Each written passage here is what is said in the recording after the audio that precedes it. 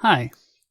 A friend of mine decided to give me this, so I figured I would entertain the idea. And before I do that, though, to give myself an excuse as to why I would put this on my channel, I will take this as an opportunity to discuss the relationship between the brain and the environment. So there's enough evidence to know that there's an interesting dynamic between the brain and the material world around it that helps shape the neural connections that formulate one's consciousness. So not only does the social context and the material context that you're situated in help form who you are and how you think and how you perceive the world, but also the way that you perceive the world is in a way simultaneously constructing the world that you're perceiving. So to provide an example, when you look at a page with words on it before you learn how to read, all that you're going to be able to interpret, all you're going to be able to perceive, because observation is essentially inseparable from interpretation, is a variety of shapes, of symbols, of scribbles. They'll be completely nonsense. And it isn't until after you learn how to read that you start to perceive those as symbols that are imbued with meaning. Now these are words that you're perceiving, and it's impossible to look at those words and to view them in the same way that you viewed them and perceived them before you learned how to read. So there's an aspect of prior knowledge that shaped the way that your brain perceived the world, and it was not something, it wasn't a process that you were made aware of in that specific moment. It was an immediate interpretation. It became as if it were just pure sensory data that you were experiencing instead of an interpretation, which it is essentially. The same thing goes for just regular raw sensory data. Your brain has numerous filtration mechanisms that will alter the sensory data, and it will present only that which is relevant or which seems relevant to the brain at the time, to your conscious awareness. So you're not going to get all of the data that's coming in. You're only going to get the visible light spectrum. You're only going to get right side up visual data, which is, it comes in inverted. And these are all aspects of how the brain really constructs the world that we're perceiving, that we're aware of. And at the same time, that world is influencing our conscious awareness.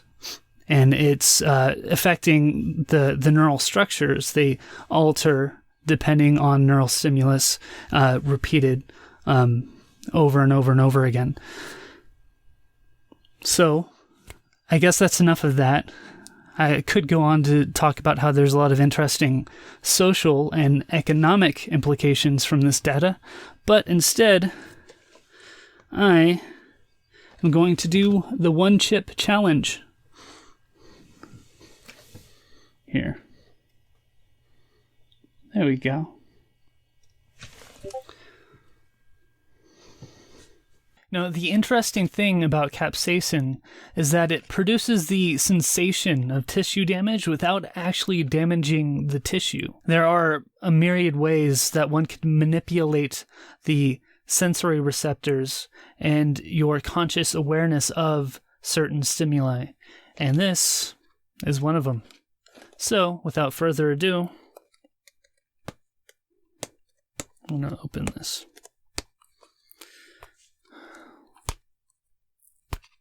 Ugh.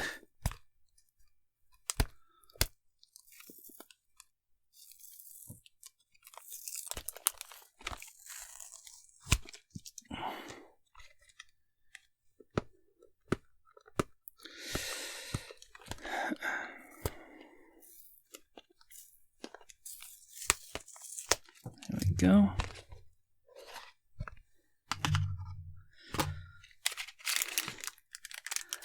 Here is the chip.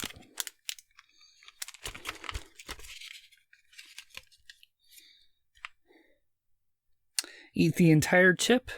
Wait as long as possible before drinking or eating anything. Post your reaction on social media with hashtag One Chip Challenge and mention at Paqui Chips. Well, I might.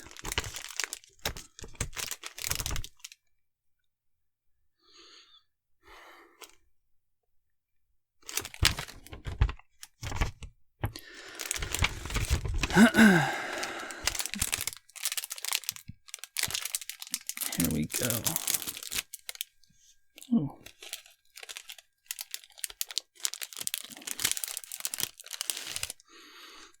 Ooh, that smell. Okay. Bottoms up.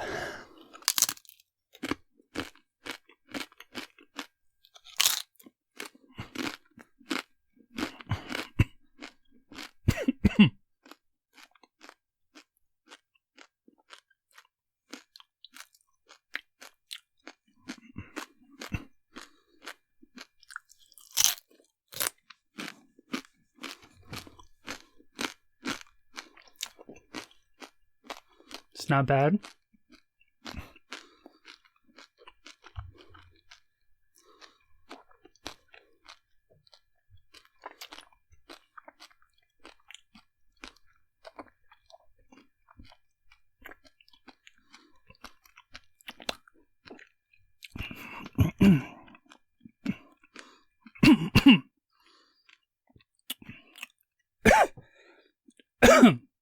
All right.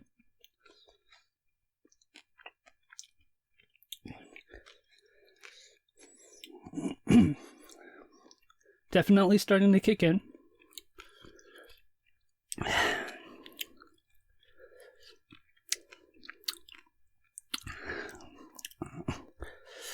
I presume this is going to be a slow burn.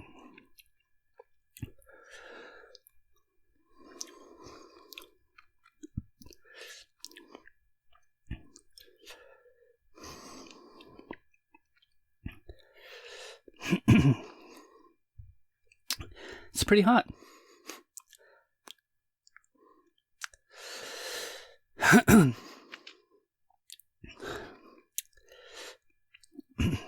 Starting to get a little bit of the physiological responses.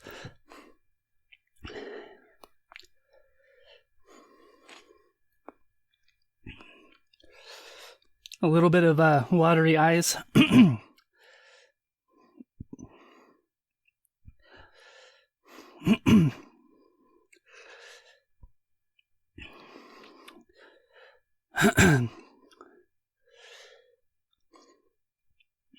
All right, but overall, it's a bit tolerable if you built up the toleration to this kind of thing.